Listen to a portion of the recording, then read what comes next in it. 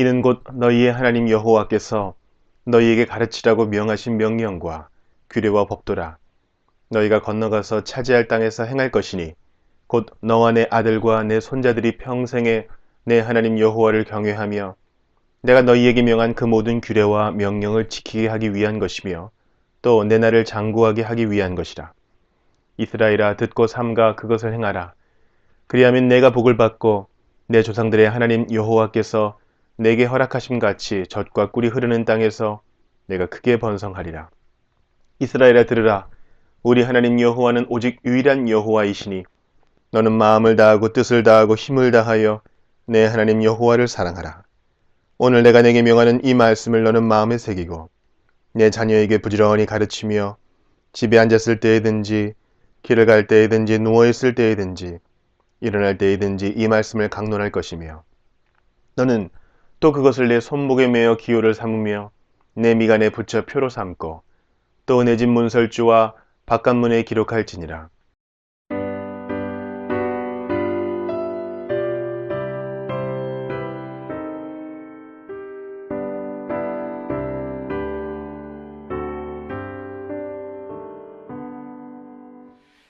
구주를 생각만 해도 이렇게 족하듯 주 얼굴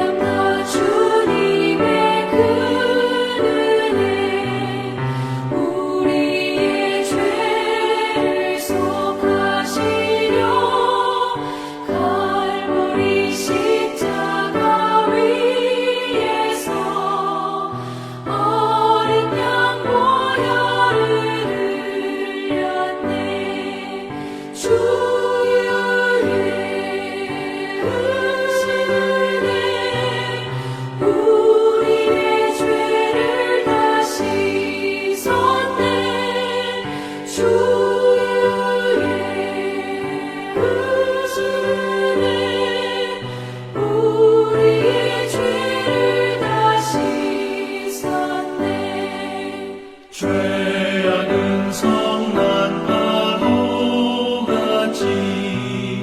우리 영혼을 위협하나 헤아릴 수 없는 주 은혜 십자가에서 보이셨네. 주의 은혜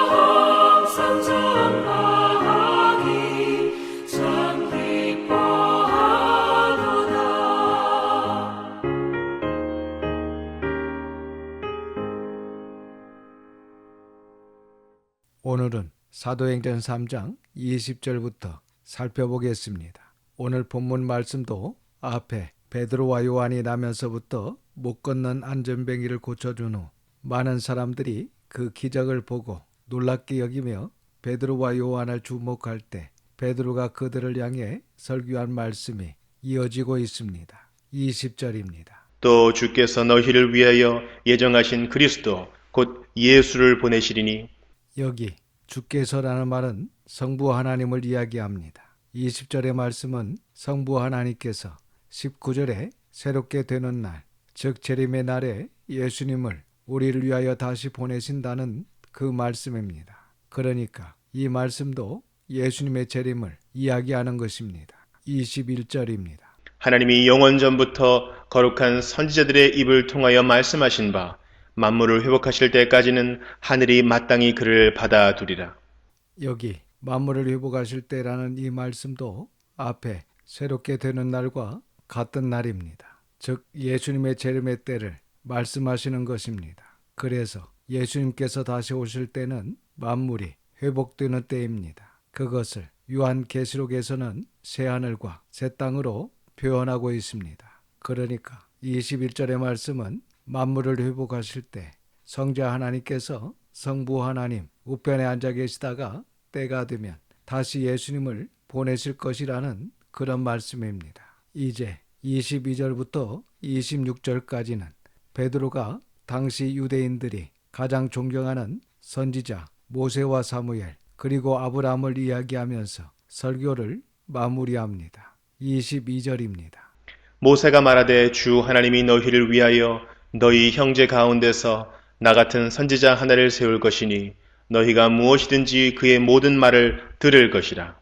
신명기 18장 18절과 19절에 모세가 예언한 말씀을 베드로가 인용하여 설교하고 있습니다. 22절 중반절에 너희 형제 가운데서 나 같은 선지자 하나를 세울 것이니 라는 말씀에서 나 같은 선지자 하나는 메시아를 이야기하는 것입니다.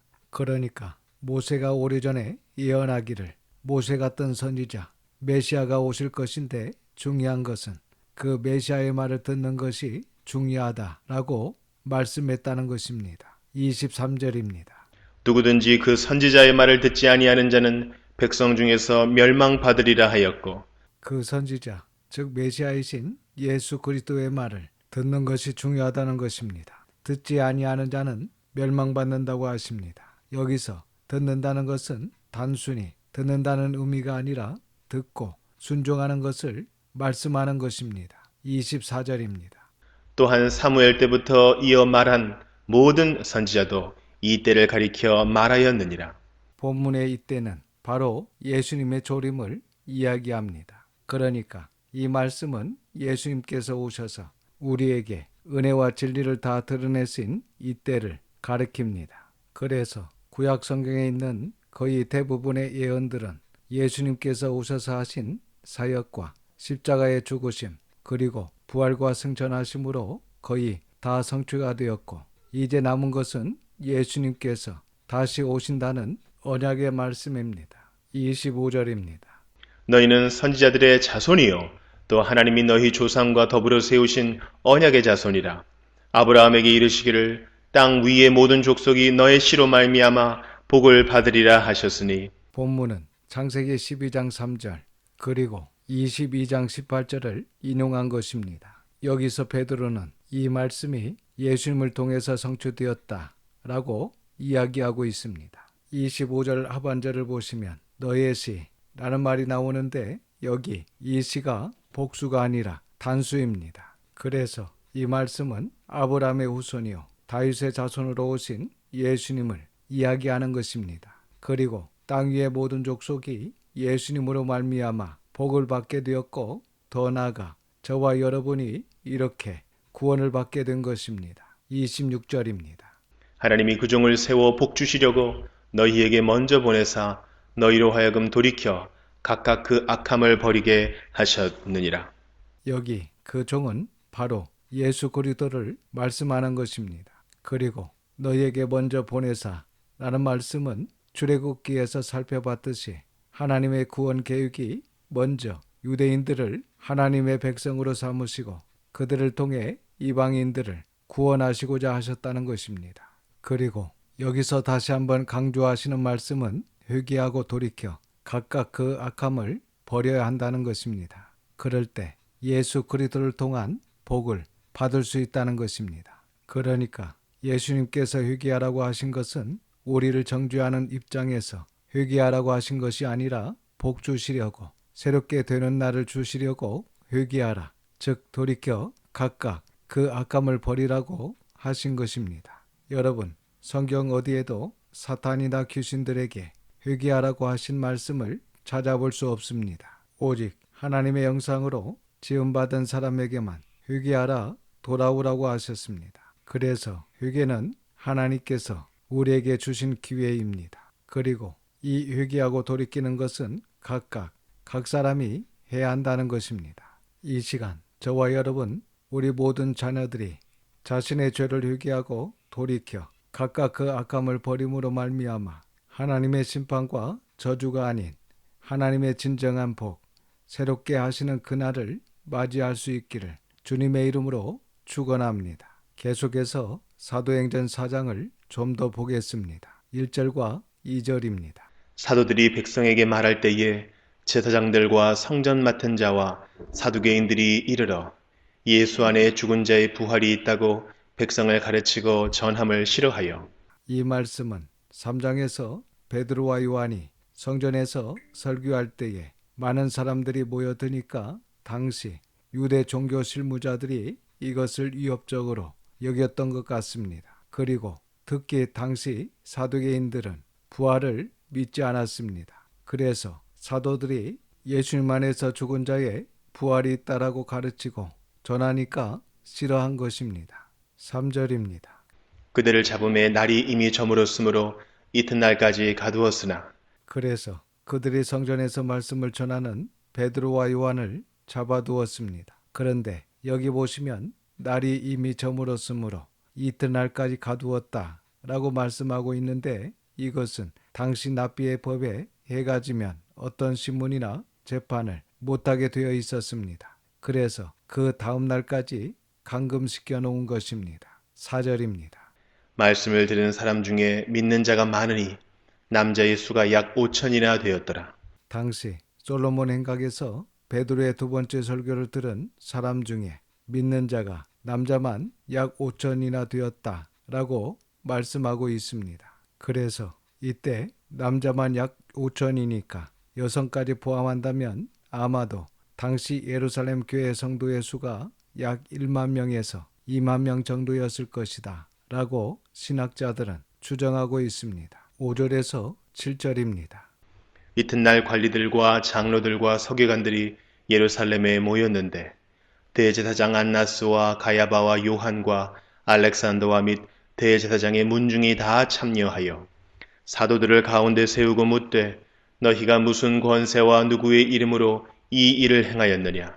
그러니까 지금 대제사장을 비롯한 당시 종교 지도자들이 베드로와 요한을 법정에 세우고 나면서부터 걷지 못하는 안전뱅이를 고쳐준 그 일에 대해 신문하는 것입니다. 사실 예전의 제자들이라면 이 순간 두려워서 말도 제대로 하지 못했을 것입니다. 그런데 오순절에 성령님께서 강림하시고 성령님께서 제자들에게 임재하신 이후 당당하고 담대하게 말씀을 증거하는 제자들의 모습을 볼 수 있습니다.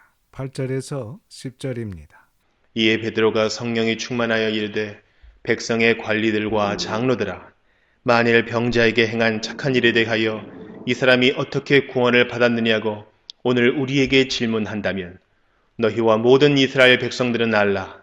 너희가 십자가에 못 박고 하나님이 죽은 자 가운데서 살리신 나사렛 예수 그리스도의 이름으로 이 사람이 건강하게 되어 너희 앞에 섰느니라. 이렇게 베드로는 당당하게 너희가 십자가에 못 박아 죽인 예수님을 하나님께서 살리셨고 그 예수님의 이름으로, 즉 그 예수님의 능력으로 이 안증뱅이가 걷게 되었고 이처럼 너희 앞에 건강한 모습으로 서 있다라고 이야기하고 있습니다. 그리고 유대인들이 잘 알고 있는 시편 118편 22절의 말씀을 인용하여 단호하게 말씀을 증거합니다. 11절입니다. 이 예수는 너희 건축자들의 버린 돌로서 집 모퉁이의 머릿돌이 되었느니라.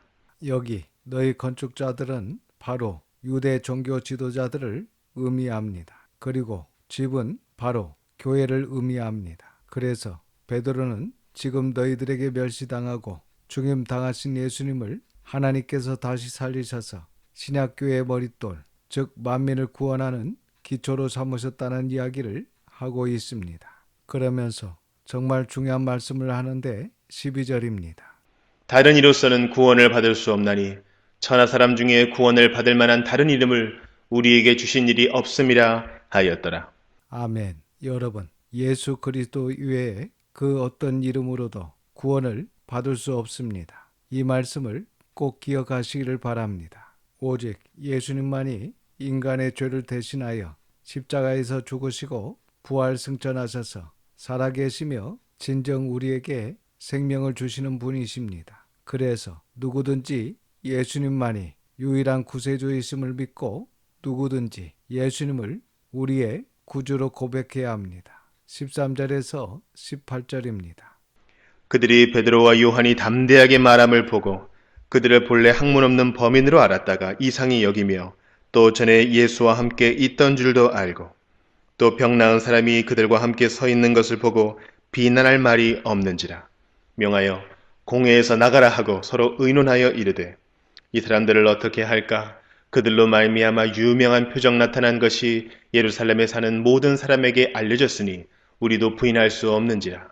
이것이 민간에 더 퍼지지 못하게 그들을 위협하여 이후에는 이 이름으로 아무에게도 말하지 말게 하자 하고 그들을 불러 경고하여 도무지 예수의 이름으로 말하지도 말고 가르치지도 말라 하니 이렇게 하나님을 두려워하지 않고 자기들의 격건을 유지하는 데에만 급급한 당시 타락한 유대 종교 지도자들의 완악함을 볼 수 있습니다.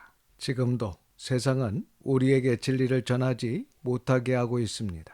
예수님만이 구세주로 전하지 못하게 하고 진리의 하나님의 말씀을 바르게 전하지 못하게 합니다. 그래서 예수님 외에도 다른 데에서도 구원이 있다고 가르치게 하고 있고 정확한 하나님의 말씀이 아닌 하나님의 뜻과 하나님의 마음과 전혀 다르게 가르치도록 하고 있습니다. 하지만 19절과 20절입니다. 베드로와 요한이 대답하여 이르되 하나님 앞에서 너희의 말을 듣는 것이 하나님의 말씀을 듣는 것보다 옳은가 판단하라.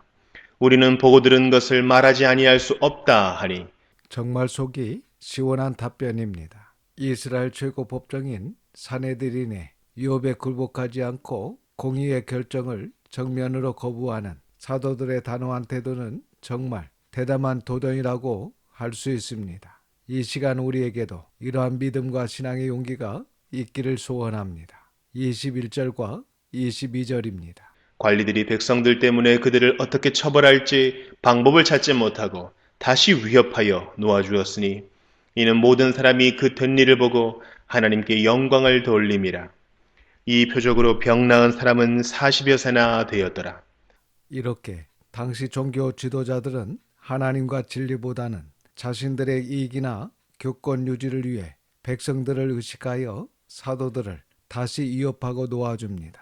그리고 3장에 성전 비문에 앉아 구걸하던 나면서부터 안전병이었던 사람의 나이가 40세였다라고 누가가 밝히고 있는데 이것은 이 안전병이가 하루 이틀 미문에 앉아서 구걸한 것이 아니고 상당히 오랜 기간 성전 미문에 앉아서 구걸했기 때문에 예루살렘에 사는 사람들은 누구든지 다 아는 사람이었다는 것을 이야기해 줍니다. 그리고 이렇게 예루살렘 사람들이 다 아는 이 사람이 베드로와 요한을 통해 고침을 받았기 때문에 그 파급 효과는 매우 클 수밖에 없었던 것입니다. 이 시간 본문을 통해서 우리가 기억해야 할 것은 우리도 믿음 생활을 하다 보면 유혹과 경고를 당할 수 있습니다. 하지만 유혹과 경고 앞에서 위축되지 않고 베드로와 요한처럼 담대한 신앙의 태도를 보일 수 있기를 바랍니다. 그리고 우리가 마음을 바꾸고 돌이켜서 우리의 악함을 버리고 예수 그리스도의 이름으로 죄사함을 받아야 하나님께서 허락하신 복을 받을 수 있다는 것을 기억하시고 철저하게 자신의 신앙을 돌아볼 수 있기를 바랍니다. 기도하겠습니다. 아버지 하나님, 하나님의 걸어가신 이름을 찬양합니다. 오늘도 귀한 말씀을 듣게 하시고 깨닫는 마음을 주셔서 감사를 드립니다. 당시 베드로를 비롯한 모든 사도들과 초대교회 성도들이 핍박 가운데서도 두려워하지 않고 담대하게 예수님을 증거했던 것처럼 저희들도 다른 이로서는 구원을 받을 수 없나니 천하 사람 중에 구원받을 만한 다른 이름을 우리에게 주신 일이 없음이라고 하나님의 말씀을 담대히 전할 수 있는 하나님의 사람들이 다 될 수 있도록 성령님의 충만함을 허락하여 주시옵소서. 이번 한 주간도 하나님의 선한 손의 도우심으로 세상과 죄와 악한 영을 이기고 승리할 수 있도록 도와주시옵소서. 우리 구주 예수님의 이름으로 기도드립니다. 아멘. 지금은 우리 구주 예수 그리스도의 은혜와 아버지 하나님의 그 크신 사랑하심과 성령님의 감화감동 역사 충만 위로하심이 모든 성도들과 자녀와 가정에 함께 하시기를 우리 구주 예수님의 이름으로 축원하옵나이다. 아멘.